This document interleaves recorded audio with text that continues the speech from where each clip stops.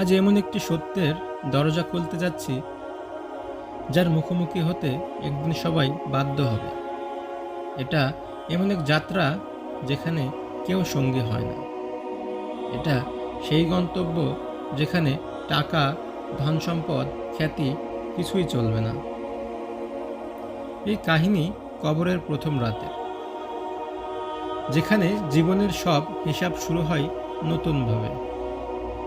একটি মানুষ ছিল, নাম তার ইলিয়াস। সে দুনিয়ায় অনেক কিছু অর্জন করেছে, কি না ছিল তার। গাড়ি, বাড়ি, ব্যাংক ব্যালেন্স সব কিছুই তার ছিল। সে দুনিয়ার মায়ায় ডুবেছিল, মৃত্যুর কথা যেন ভুলেই গিয়েছিল।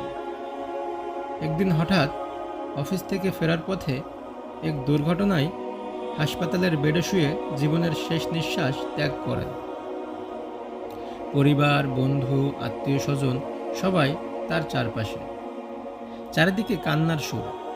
কিন্তু তখনই শুরু হলো প্রথম রাতের যাত্রা। ইলিয়াসের নিথর দেহ কবরে নামানো হলো। চারপাশে সবার মুখে শুধু একটি কথা, ইন্না লিল্লাহ ওয়া ইন্না ইলাইহি রাজিউন। মাটিতে চাপা পড়ল তার মুখ, হাত পা। শুরু হলো সেই ভয়ঙ্কর প্রথম রাত, যখন বন্ধুরা সবাই চলে গেল, আপনজনেরাও সবাই একে একে চলে গেল। রয়ে গেল সে একা, শুধুই একা। আচমকা দুই ভয়ঙ্কর ফেরেশতা কবরে নেমে এলেন, মুনকার ও নাকির। প্রথম প্রশ্ন, তোমার রব কে? ইলিয়াস দুনিয়াতে নামাজ ভুলেই গিয়েছিল। সে জবাব দিতে পারল না। মাটি যেন চারপাশ থেকে তাকে চাপা দিতে শুরু করল। দ্বিতীয় প্রশ্ন, তোমার ধর্ম কি? তার গলা যেন শুকিয়ে গেছিল।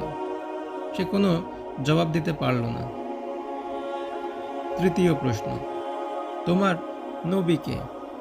তার জিহ্বা কাঁপে, কিন্তু মুখ থেকে কোনো শব্দ বের হচ্ছে না। হঠাৎ কবরে আগুনের দরজা খুলে গেল। কাফনের কাপড় ছিঁড়ে জ্বলন্ত শেকলে তাকে বাঁধা হলো। কবর চারপাশ থেকে চেপে আসতে শুরু হলো, এমনকি পাঁজরের হাড়গুলো একে অন্যের সাথে গেঁথে গেল। ফেরেশতারা বললেন, এটাই তোমার রাতের শাস্তি, যা চলবে কিয়ামত পর্যন্ত। কিন্তু হ্যাঁ, আরেকজন মানুষ ছিল, নাম তার মুসা। তিনি নামাজ, রোজা, দান সাদকা এবং একটু দয়ালু স্বভাবের ছিল। মৃত্যুর পর তার প্রথম রাত শুরু হলো। ফেরেশতারা নেমে এলেন এবং তাকে প্রশ্ন করলেন। প্রথম প্রশ্ন, তোমার রব কে? তিনি উত্তরে বললেন, আল্লাহ। দ্বিতীয় প্রশ্ন, তোমার ধর্ম কি? উত্তরে তিনি বললেন, ইসলাম। এবং তাকে তৃতীয় প্রশ্নটি করা হলো, তোমার নবী কে? প্রতি উত্তরে তিনি বললেন, হযরত মুহাম্মদ সাল্লাল্লাহু আলাইহি ওয়াসাল্লাম। কবর প্রশস্ত হলো এবং জান্নাতের দরজা খুলে গেল। এক অপূর্ব সুবাসিত জান্নাতি পরিবেশ। ফেরেশতারা বলতে লাগলেন, ঘুমাও জান্নাতি বান্দা, কিয়ামত পর্যন্ত শান্তিতে থাকো। প্রিয় ভাই ও বোনেরা, আজও সময় আছে। আমাদের কবরের প্রথম রাত কেমন হবে তা নির্ভর করে আজকের কাজে। সুতরাং আমাদেরকে 5 ওয়াক্ত নামাজ, কোরআন তেলাওয়াত, দান সাদকা ও মানুষের সাথে ভালো ব্যবহার করতে হবে। আমরা যেন দুনিয়াতে এমন কিছু রেখে না যাই যা কবরে গিয়ে আফসোসের কারণ হয়। বরং এমন প্রস্তুতি নেই যেন ফেরেশতারা এসে বলে, শান্তিতে ঘুমাও, জান্নাত তোমার জন্য অপেক্ষা করছে। মনে রাখবেন, দুনিয়া ভুলিয়ে দেয়, কিন্তু কবর ভোলায় না। কবরের প্রথম রাত তোমার জীবনের সবথেকে কঠিন রাত কিংবা শান্তির রাত হতে পারে।